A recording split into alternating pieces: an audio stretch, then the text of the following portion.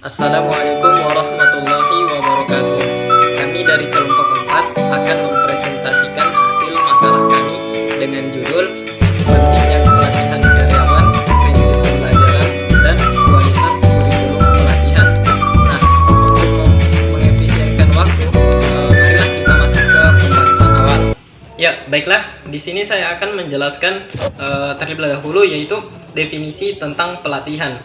Nah, menurut Armstrong dalam QWERTY 2012, ia mengatakan bahwa pelatihan dapat merujuk pada praktek melengkapi karyawan dengan keterampilan, pengetahuan, dan kemampuan dengan tujuan membangun kemampuan organisasi dan meningkatkan kinerja organisasi. Nah, sedangkan menurut Sikula tahun 2011, ia mengatakan bahwa pelatihan merupakan sebagai proses pendidikan jangka pendek yang menggunakan cara dan prosedur yang sistematis dan terorganisir. Nah, para peserta pelatihan akan mempelajari pengetahuan dan keterampilan yang sifatnya praktis untuk tujuan tertentu. Nah, berdasarkan definisi pelatihan tersebut, maka dapat kita simpulkan bahwa pelatihan dalam hal ini adalah proses pendidikan yang di dalamnya ada proses pembelajaran dilaksanakan dalam jangka pendek yang bertujuan untuk meningkatkan pengetahuan, sikap, dan keterampilan sehingga mampu meningkatkan kompetensi individu untuk menghadapi pekerjaan di dalam organisasi sehingga tujuan organisasi dapat tercapai. Nah, selanjutnya yaitu kita masuk di faktor-faktor yang mempengaruhi pelatihan. Agar tetap survive dalam pasar modern, perusahaan harus dapat bersaing secara global. Untuk dapat berbisnis dalam skala global, perusahaan harus memperoleh sertifikat ISO 9000. Nah, salah satunya yaitu dengan cara pelatihan. Nah, pelatihan menjadi syarat untuk mendapatkan sertifikasi ISO 9000 tersebut. Nah, mengapa pelatihan merupakan salah satu hal yang penting untuk peningkatan kualitas dari karyawan. Nah, ada 5 faktor penyebab diperlukannya sebuah pelatihan. Yang pertama yaitu karena adanya kualitas angkatan kerja yang ada. Yang kedua, karena persaingan global. Yang ketiga, perubahan yang cepat dan terus-menerus. Yang keempat, masalah-masalah alih teknologi. Dan yang kelima adalah perubahan keadaan demografi. Nah, selanjutnya yaitu kita masuk di indikator pelatihan. Nah, apa saja sih indikator dari pelatihan tersebut? Menurut Triton 2005, ia menyatakan bahwa pelatihan memiliki 6 indikator. Yang pertama yaitu tujuan. Nah, tujuan pelatihan dapat dikatakan harapan yang telah ditetapkan, tepatnya terkait dengan penyusunan rencana aksi atau action plan dan penetapan sasaran. Kemudian yang kedua adalah sasaran pelatihan. Nah, sasaran pelatihan ini harus dapat ditetapkan dengan kriteria yang tepat dan terstruktur. Nah, kemudian yang ketiga. Nah, kalau kita melihat atau mengingat pelatihan berpatokan pada peningkatan skill, maka kalau kita memilih para pelatih itu harus pada saat kita memilih pelatih, maka pelatih yang terpilih itu untuk memberikan materi pembelajaran harus benar-benar memiliki kualifikasi yang sangat baik dan yang mumpuni sehingga sesuai dengan bidangnya. Mereka harus profesional dan berkompeten. Nah, yang keempat yaitu metode. Metode pelatihan akan lebih menjamin berjalannya kegiatan pelatihan sumber daya manusia yang efektif apabila sesuai dengan tipe materi dan kemampuan dari peserta pelatihan tersebut. Nah, yang kelima yaitu materi. Pelatihan sumber daya manusia memerlukan materi atau kurikulum yang telah ditetapkan dengan berorientasi pada pelatihan sumber daya manusia yang hendak dicapai dan dalam organisasi. Nah, yang keenam, peserta pelatihan. Peserta pelatihan tentunya harus diseleksi terlebih dahulu berdasarkan persyaratan tertentu dan kualifikasi yang telah ditetapkan. Baiklah, di sini saya akan menjelaskan tentang tujuan dan manfaat pelatihan. Menurut Mukijat dalam kurung 2019, pelatihan mempunyai tujuan sebagai berikut. Pertama, untuk meningkatkan keahlian karyawan sehingga tugas yang diberikan karyawan dapat diselesaikan dengan mudah dan efektif. Yang kedua, untuk mengembangkan sikap agar dapat menimbulkan kemauan dengan teman pegawai dan juga dengan pemimpin. Yang ketiga, untuk meningkatkan pelatihan sehingga semua tugas dapat dikerjakan dengan rasional. Selanjutnya yaitu manfaat pelatihan. Pelatihan tidak hanya memiliki tujuan, tetapi pelatihan juga dapat memberikan manfaat bagi karyawan maupun perusahaan. Manfaat pelatihan dibagi menjadi 4 bagian. Yang pertama yaitu pelatihan berguna untuk memperbaiki kemampuan individu maupun kelompok. Yang kedua, mengajarkan keterampilan tertentu kepada karyawan agar dapat mengerjakan tugas sesuai dengan ketentuan organisasi. Yang ketiga, pelatihan dapat memperbaiki pandangan karyawan terhadap pekerjaan dan terhadap pemimpin. Dan yang terakhir yaitu meningkatkan standar keselamatan. Baik, saya akan menjelaskan tentang pengertian pembelajaran dan prinsip pembelajaran. Yang pertama, pengertian pembelajaran menurut Warsita 2008 mengatakan bahwa pembelajaran adalah suatu proses membuat peserta didik belajar atau suatu kegiatan untuk membelajarkan peserta didik. Pembelajaran yang mengandung makna adanya suatu proses belajar yang melekat terhadap diri seseorang. Pembelajaran terjadi karena adanya orang yang belajar dan sumber belajar yang tersedia. Dalam arti pembelajaran merupakan kondisi seseorang atau kelompok yang melakukan proses belajar. Saya akan menjelaskan tentang prinsip pembelajaran, yaitu ada 7. Yang pertama, prinsip perhatian dan motivasi.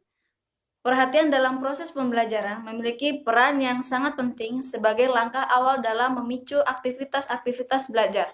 Untuk memunculkan perhatian siswa, maka perlu kiranya didukung sebuah rancangan bagaimana menarik perhatian dalam proses pembelajaran. Yang kedua, prinsip keaktifan.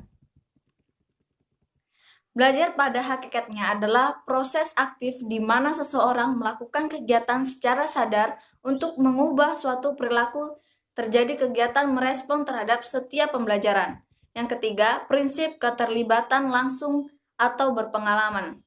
Pendekatan pembelajaran yang mampu melibatkan siswa secara langsung akan menghasilkan pembelajaran yang lebih efektif sehingga dapat mencapai tujuan pembelajaran. Yang keempat, prinsip pengulangan. Teori yang dapat dijadikan sebagai petunjuk pentingnya prinsip pengulangan dalam belajar antara lain bisa dicermati dan dari adil-adil belajar yang dikemukakan oleh Edward pada tahun 1974. Yang kelima, prinsip tantangan. Bahwa siswa dalam setiap situasi belajar berada dalam suatu medan atau lapangan psikologi. Dalam situasi belajar siswa menghadapi suatu tujuan yang harus dicapai prinsip dan generasi tersebut. Yang keenam, prinsip balikan dan penguatan. Prinsip balikan yang segera diperoleh siswa setelah belajar melalui pengamatan melalui metode-metode pembelajaran yang menantang seperti tanya jawab, diskusi, eksperimen, metode penemuan dan yang sejenisnya akan membuat siswa terdorong untuk lebih giat dan bersemangat. Yang terakhir yaitu yang ketujuh, prinsip perbedaan individual. Prinsip perbedaan individual dalam belajar yaitu bahwa suatu proses belajar yang terjadi pada setiap individu berbeda dengan yang lainnya, baik secara fisik maupun psikis. Untuk itu, dalam suatu proses pembelajaran mengandung implikasi bahwa setiap siswa harus dibantu untuk memahami kekuatan dan kelemahan dirinya dan selanjutnya mendapatkan perlakuan dan pelayanan sesuai dengan kemampuan dan kebutuhan siswa itu sendiri. Baik, saya akan melanjutkan materi selanjutnya yaitu kurikulum pelatihan kualitas, di mana kurikulum pelatihan merupakan sekumpulan materi yang digunakan sebagai acuan pembelajaran, metode, serta desain untuk mencapai tujuan organisasi. Berdasarkan definisi kurikulum tersebut, berarti suatu pelatihan harus dapat mencapai tujuannya, yaitu menghasilkan karyawan yang lebih kompeten. Ada beberapa contoh metode dalam kurikulum atau silabus pelatihan yang sering digunakan, yaitu yang pertama on the job training, yang kedua demonstrasi, yang ketiga ruang kelas, di mana on the job training atau program pelatihan untuk karyawan baru dengan memberikan langsung pekerjaan yang menjadi tugasnya dan diarahkan oleh penyelia perusahaan. Yang kedua yaitu demonstrasi, di mana manajer atau leader tim kerja mencontohkan langsung bagaimana mengerjakan suatu tugas dengan benar.